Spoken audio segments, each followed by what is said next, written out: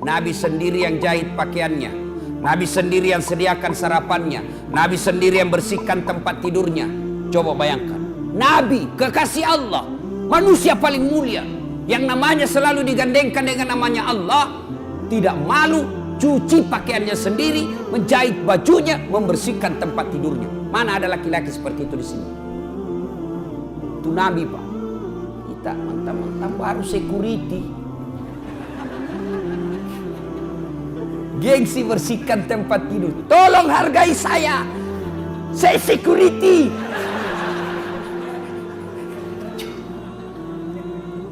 Itulah Rasulullah, tidak malu bersihkan tempat tidurnya. Coba. Saudaraku, tidak ada yang bisa mengubah kalian kecuali diri kalian sendiri. Biar kau kasih masuk di sini 30 tahun, kau dicambuk tiap hari, tapi hatimu tetap melawan, kau tidak akan bisa merdeka. Tapi kalau kau bertobat dengan sungguh-sungguh, taubatan nasuha, meskipun dirimu di penjara, tapi kau dimulia di sisi Allah. Yusuf alaihissalam pernah di penjara, keluar menjadi hebat. Buya Hamka pernah di penjara zamannya Soekarno, tapi dalam penjara lahir bukunya, kitabnya yang sangat populer. Soekarno pernah di penjara, tapi dalam penjara konsep Republik Indonesia lahir. Bisa jadi Allah sayang kalian masuk penjara karena Allah ingin kalian keluar menjadi hebat, lebih hebat dari saudaramu, sepupumu. Nah, itu kalau kau mau berubah.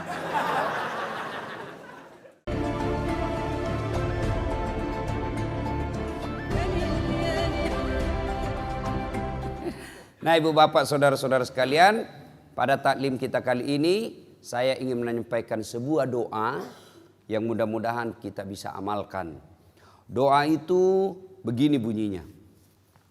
A'udzubillahi minasyaitonirrajim. Bismillahirrahmanirrahim. Allahumma inni a'udzubika min qalbin la yahsha. Satu. Itu ada 4 isinya di doa. Ya Allah, lindungilah kami, lindungilah saya dari hati yang tidak bisa khusyuk. Ini penyakit ini. Penyakit, Pak. Kita tidak bisa khusyuk dalam sholat. Banyak orang bertahun-tahun sholat, tapi rasa-rasanya tidak pernah menikmati namanya khusyuk. Apa itu khusyuk, Ustaz? Apakah khusyuk tidak ingat apa-apa? Bukan khusyuk namanya itu. Kalau sholat tidak ingat apa-apa, itu namanya tidur. Bisa itu sholat tidak ingat apa-apa, itu orang tidur itu atau orang pingsan. Lalu apa itu khusyuk? Fokus pada apa yang kita kerjakan. Bagaimana mencapai khusyuk dalam sholat? 1, sempurnakan wudhumu. Ini dulu, kalau bapak mau khusyuk dalam sholatnya, maka langkah pertama sempurnakan wudhumu. Nah, bukan dikatakan perbaiki, tapi sempurnakan. Berarti ada orang wudhunya sah, tapi tidak sempurna. Pada saat mana wudhu kita tidak sempurna? 1, pada saat membasuh siku, tangan sampai ke siku. Quran mengajarkan membasuh caranya dari jari-jari ke siku. Coba itu buka Quran. Basuhlah dari jari-jari ke siku. Berarti begini prakteknya.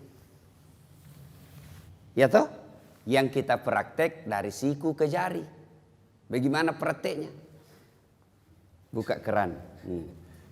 Berarti itu dari siku ke jari. Terutama kita yang sudah tua, yang sudah pensiun, sudah muka-maka sakaratil maut. Nah itu kalau kita basuh siku, lipat itu siku tak. Kenapa? Karena di belakang ada keriput. Ibu-ibu, coba bandingkan sikunya cucu ta dengan siku ta. Bandingkan. Sikunya yang anak SMA dengan yang sudah 80 tahun. Bandingkan. Yang anak SMA, biar dia tidak lipat, itu tidak ada keriputnya dilihat. Tapi kita yang sudah tua, pasti banyak keriputnya. Jadi ketika kita tidak lipat kita punya siku, maka pasti air tidak masuk dalam siku.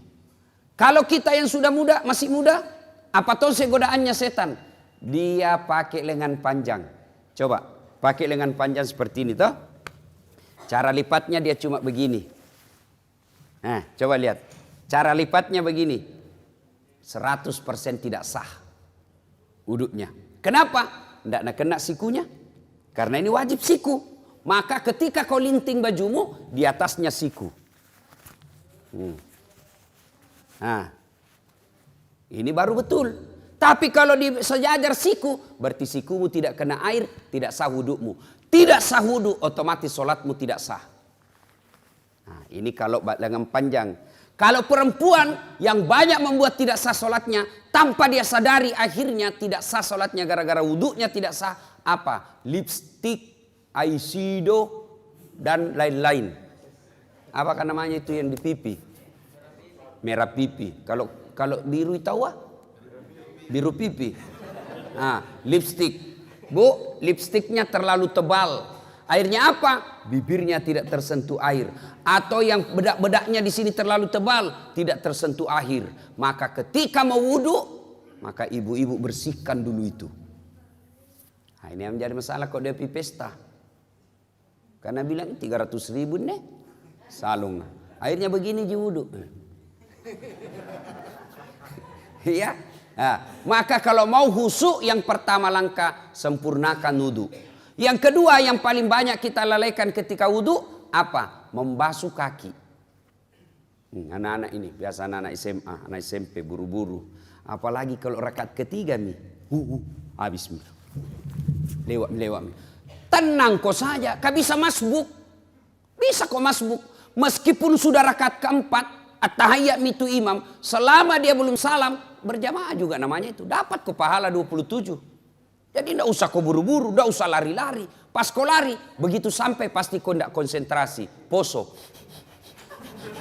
Nah, maka tidak usah lari. Tidak usah lari, santai saja. Kenapa? Selama imamnya tidak salam, belum salam, masih kau dapat pahala berjamaah.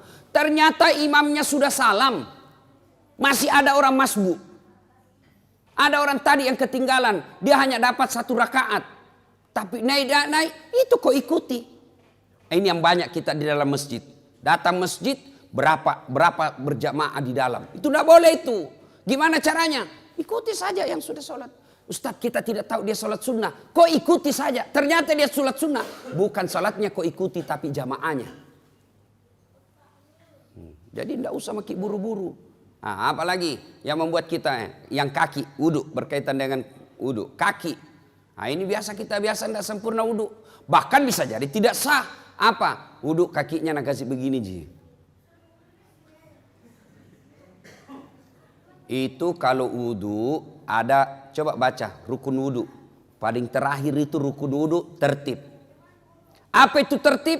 Mendahulukan yang dahulu, membelakangkan yang belakang. Artinya selesaikan dulu kananmu, baru pindah kiri. Nah, yang kita praktek kanan dulu, kiri lagi, kanan lagi, kiri lagi. Nah, itu orang Bugis bilang majabuta. Nah, selesaikan dulu kanan, selesaikan tuntaskan, baru pindah ke kiri. Tidak usah lagi pindah ke kanan, karena kalau kanan kiri bukan tertib namanya itu. Ya, sudah itu kaki juga. Sempurnakan dulu kanannya, baru pindah ke kiri. Nah, ibu bapak, saudara-saudara sekalian. Ya, bagaimana kalau membasuh kaki dan jari-jari? Sunnahnya jari-jari tanganmu kasih masuk ke jari tangan yang satu. Nah, misalnya kiri yang kita basuh, jari-jari tangan kanan yang masuk.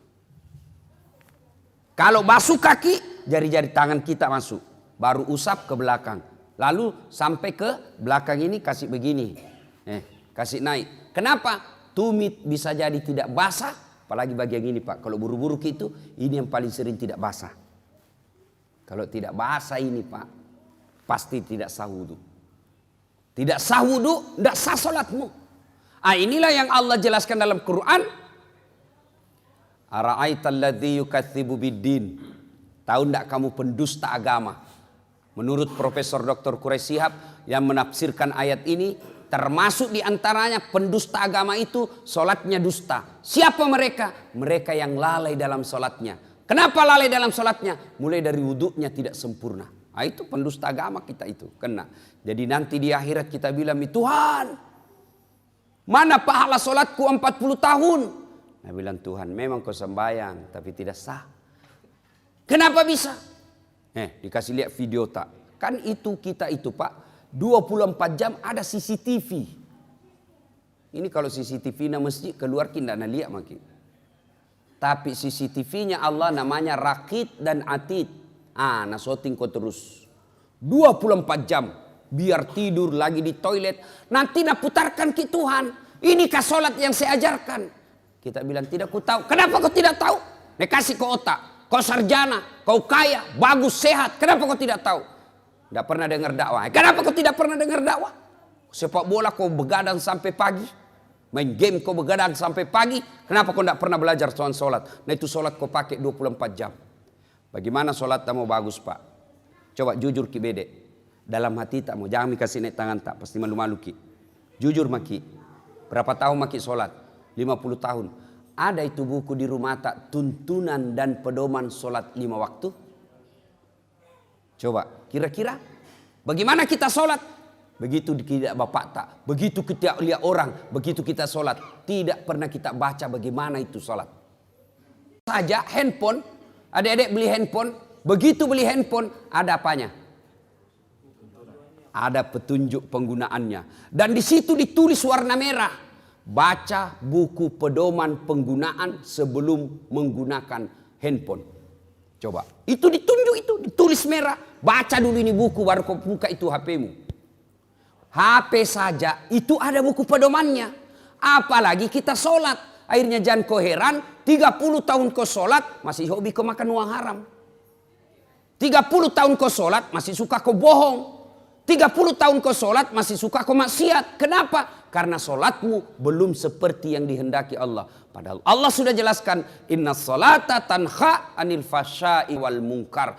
Ayat ini kita sudah hafal semua dari tak kecil. Sesungguhnya sholat itu mampu mencegah kalian dari perbuatan keji dan mungkar. Karena makanya jangan keheran.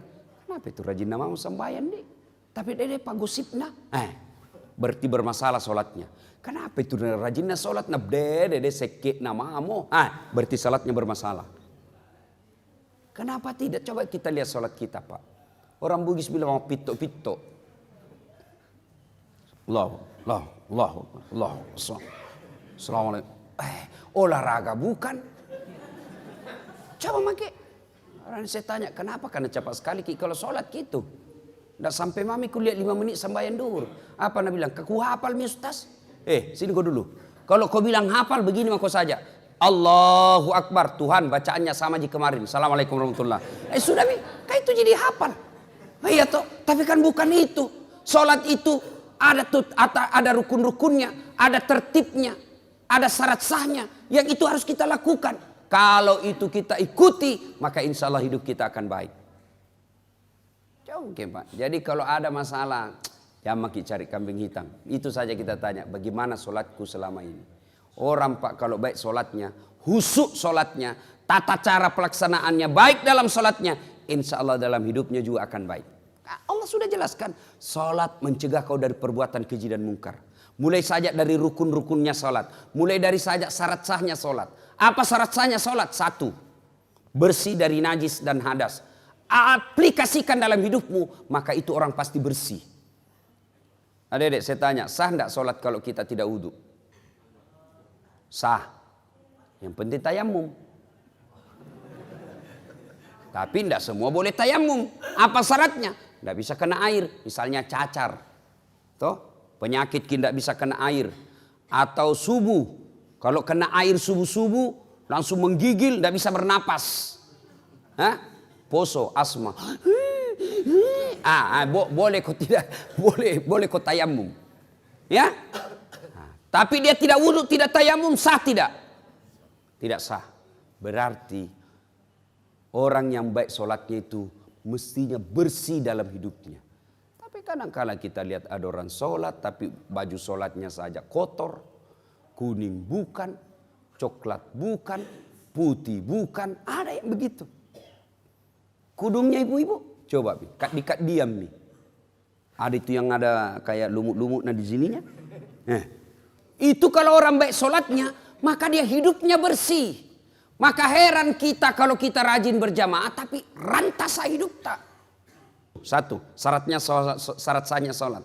Bersih dari najis dan hadas. Yang kedua, tidak sah sholatmu kalau kau tidak tutup aurat. Apa itu aurat? Ini kalau laki-laki lutut sampai pusat. Bapak, kalau keluar rumah sholat pakai celana kolor saja, sah tidak? Sah tidak? Tidak sah. Biar tidak ada yang lihat ki. Mentang-mentang dari lihat sembahyang celana dalam saja aku pakai ini. Allah. Sah atau tidak? Tidak sah. Artinya apa? Ini sesungguhnya aurat itu aplikasinya dalam kehidupan sehari-hari. Malu. Kan malu orang kalau kelihatan paha tuh. Malu itu ibu-ibu kalau kelihatan dadanya. Malu itu ibu kalau kelihatan keteknya. Kecuali yang keluar anak darah yang kelihatan keteknya. Nah, malu itu sudah putus rasa malunya. Urat-urat malunya sudah tidak ada. Kita laki-laki nasesa. Iya biasa bingung kan lihat itu perempuan. Mau saya tahu kerja sama ki. Kami laki-laki jaga mata, kau cewek jaga akhlak. Karena biar setengah mati dijaga mata tak, kalau kau gentayangan hancur tongki. Biasa ini cewek panrasu-rasu. Dilihat habis sikir, tidak dilihat barang bagus. Terpaksa pala pasar Cina saja. Biasa itu kalau di mall kita jalan. Saya kan kalau mall begini juga kemana-mana begini. Tidak mungkin kita mau ikuti.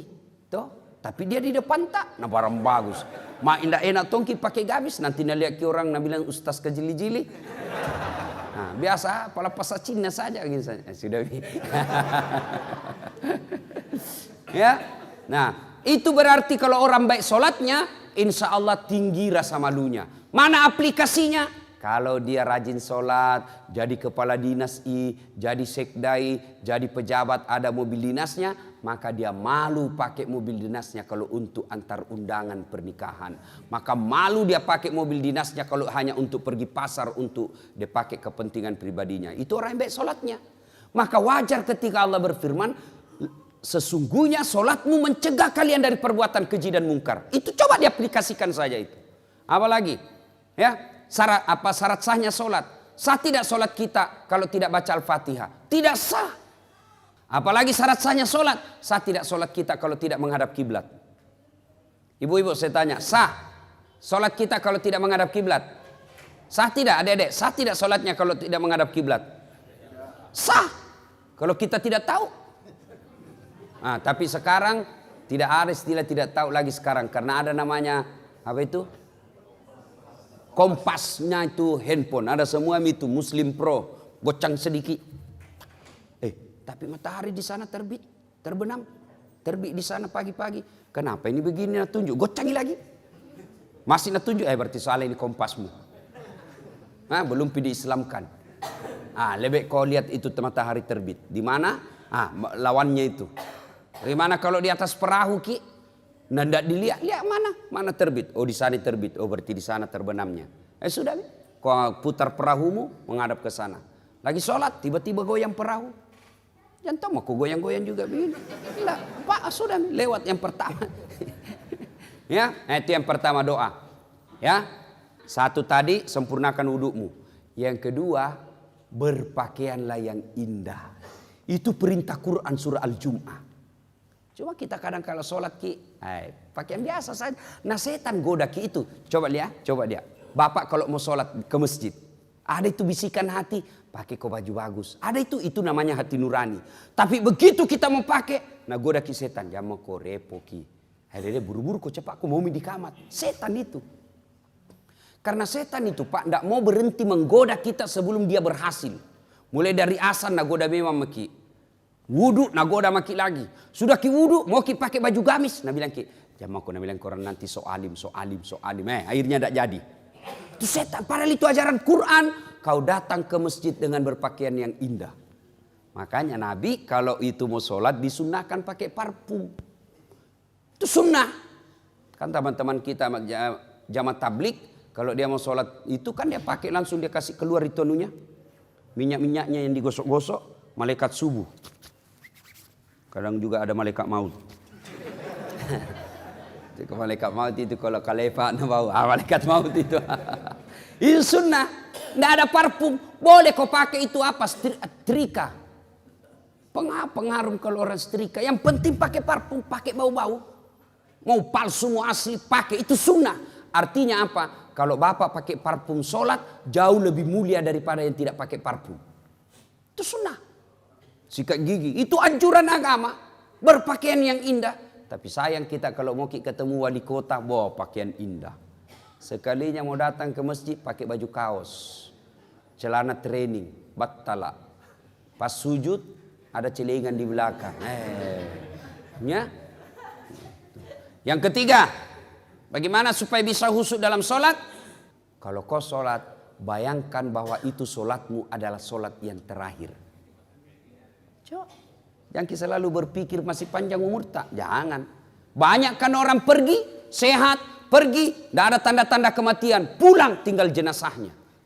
Keluarga saya di Surabaya, 2 minggu yang lalu, pergi sholat maghrib, masih masjid, sholat isya, masih sehat walafiat, segar bugar, pergi sholat isya, selesai sholat asar, pergi main badminton, bulu tangkis, tinggal jenazahnya pulang. Kenapa? Serangan jantung di lapangan.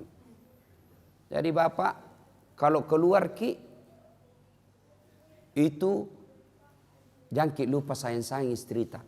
Ibu kalau keluar suami tak, peluk baik-baik, cium tangannya. Siapa tahu itu adalah ciuman tanganmu yang terakhir. Tadi tahu. Makanya kalau pergi suami tak cari uang, ibu doakan selamat. Jangan suamimu pergi cari uang, kau pergi gosip. Baru 15 menit pergi suaminya, pergi Tommy dia tawaf di komplek. Nah kelilingi semua. Alasan jogging-jogging tapi cari informasi. Itu penyakitnya perempuan. Tuh. Mana Ustaz na gosip tong. Nah lihat kata adik, dia bilang, itu baju waktu na di YouTube.